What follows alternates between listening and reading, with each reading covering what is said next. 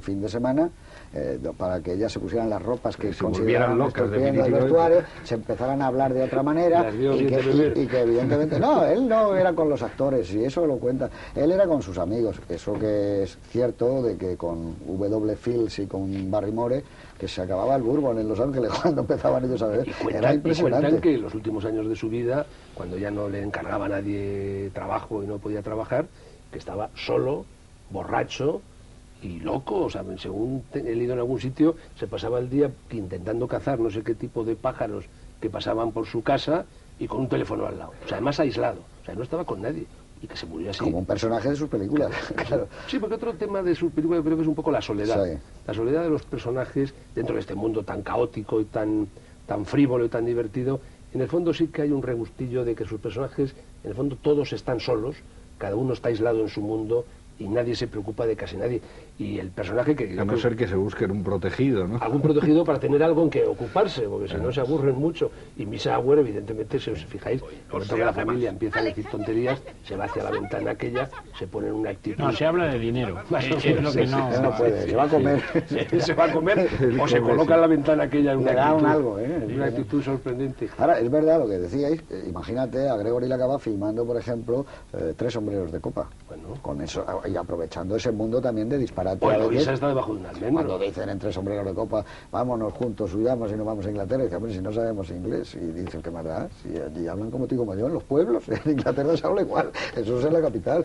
Todo ese mundo de las comedias y de Miura, ¿cómo se llamaba? Ni pobre ni rico, sino todo lo contrario. Con tono. Eso es este mundo. No, los diálogos de tono. Son de tono. Son absolutamente... Los diálogos son de tono. Lo que hubiese sido fantástico es esta película con los diálogos traducidos por un tono, un Álvaro de la Iglesia, y llevado a su terreno. Hubiera sido de... Hay una cosa que no hemos recalcado y que convendría decirlo, que es que la película tiene una gran fotografía de Tesla. Sí, sí. Hemos visto otra película de Tesla, ¿cuál fue? Encadenados. Encadenados, que era el hombre que hacía las comedias de Frank Capra también. La película está muy cuidada. Y luego tienen eso que tú has dicho, que a mí siempre me ha interesado mucho.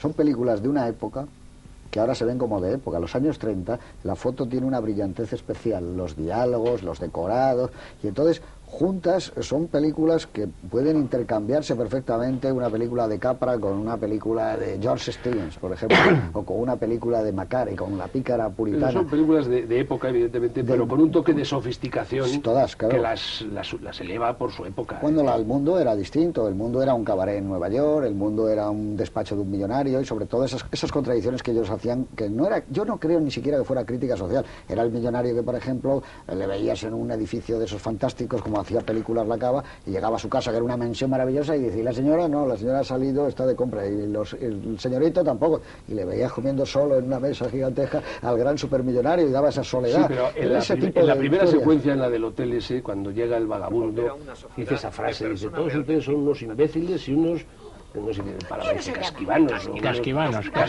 imbéciles. Y se oye una voz en off, que me imagino que estaría en el original, que dice, yo siempre quiero decir eso y nunca me atrevo. Luego está claro que sí que hay una cierta postura crítica, divertida, jocosa, frívola. Es un poco lo de los viajes de Sullivan, el comienzo de esa escena, que está Eugene Palette ahí y se acerca al otro, se presenta y dice, fíjese usted esa chiflada, y dice, esto es un manicomio, es una habitación llenándola con cualquiera. Se habla de muchas películas de Gregory Lacava, y muchos directores le hacen homenajes en películas diciendo, pero bueno, tú has visto cómo rueda, la gente quiere aprender enseguida cine, vete a ver una película de Gregory Lacava, eso sale en muchas películas, Mankiewicz, Orson Welles, y tiene mucho que ver también con los viajes de Sullivan, la idea, ya no de esta película, sino de lo que era Gregory Lacava, que decía, es que estamos haciendo comedias, el público necesita otras cosas, y cuando ve otras cosas y quiere hacer ese drama social, dice, no, si a la gente lo que le gusta es ver cosas divertidas y reírse. Bueno, pero es que estamos, insisto en eso porque eso me parece lo más importante.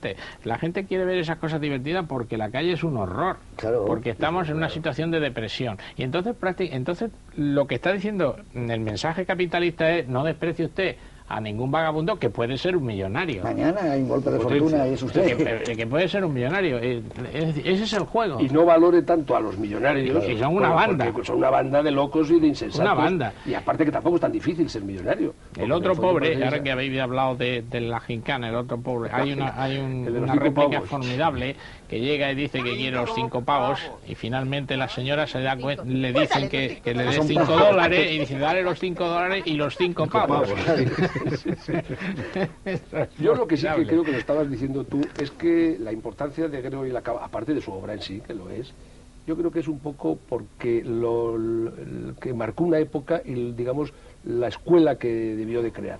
Porque yo creo que él no pudo terminar su carrera, entre otras cosas. Se murió muy joven, porque se murió muy joven. Luego tuvo 2 o 3 fracasos, luego evidentemente cuando empezó a enloquecer y ya le entraban esos delirium tremens, nadie le llamaba. Entonces yo creo que se quedó su obra un poco inacabada, pero sí que marcó mucho un estilo de comedia que luego ha perdurado. Aunque el estilo de comedia de los años 30 es irrepetible, porque efectivamente por todas estas razones que hemos dicho es el estilo de una comedia que pertenece a una época política, histórica y social determinada. Y eso está muy bien reflejado por el cine. Como hay una comedia española de los años 60 o de los últimos años 50 o de los 40 o de los 40, en una serie al blanco y negro, otra está entrando el color, que son esas películas interpretadas por Tony Leblanc, Ozores, Los Tramposos, etcétera, y que eso ha marcado también, visto ahora sociológicamente, tienes una lectura muy clara. Lo que pasa es que todas estas películas americanas tenían una especie de fascinación que el único que yo creo que la ha sabido coger ha sido Woody Allen en lo de la película que hizo de La Rosa Púrpura del Cairo, cuando los personajes se querían meter en la pantalla. ¿Y dónde vamos ahora? Vamos al Morocco, y van todos allí y dicen, pero si esto que bebemos no es champán, es como de la película lo ha hecho muy bien Woody Allen, porque ha logrado ese tono de fotografía, cómo van vestidos los personajes, esa especie de disparate, ¿dónde vamos ahora? Los taxis, el neón,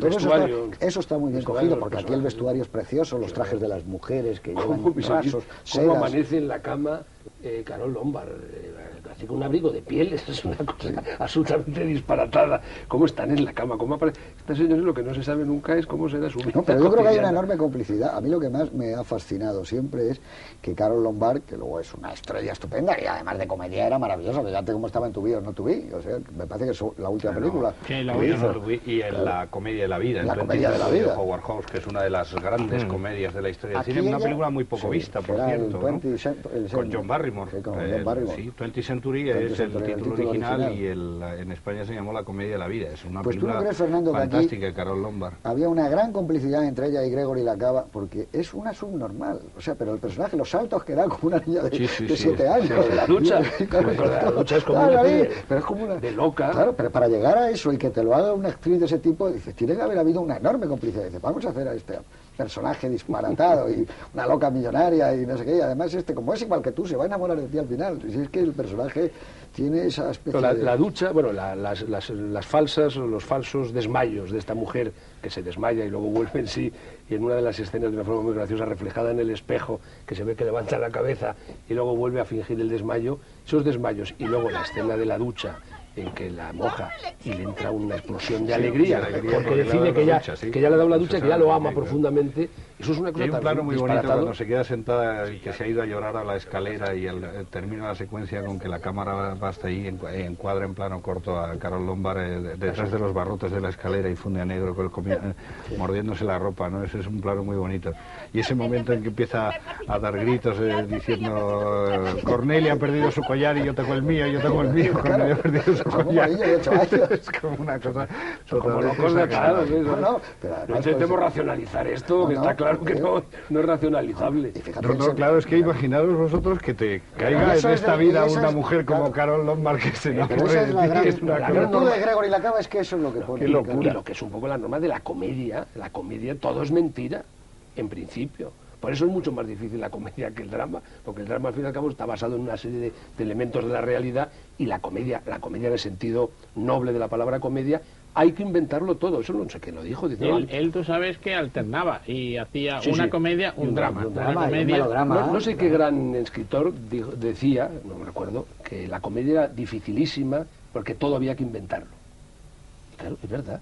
En un drama pues, te basas un poco en la realidad, lees el periódico, las noticias del día, el crimen del momento, pero claro, es que en la comedia todo es falso. Sobre todo este tipo de comedia loca, Claro, ¿no? claro, claro. Es que todo hay que inventarlo, porque no hay nada que esté basado en un elemento natural, real, una reacción lógica, y por eso produce ese divertimento, porque claro, estás asistiendo a un espectáculo absolutamente nuevo y que no tiene nada que ver con la realidad, y mucho menos con la realidad de la época en que se desarrollaban este tipo de comedias.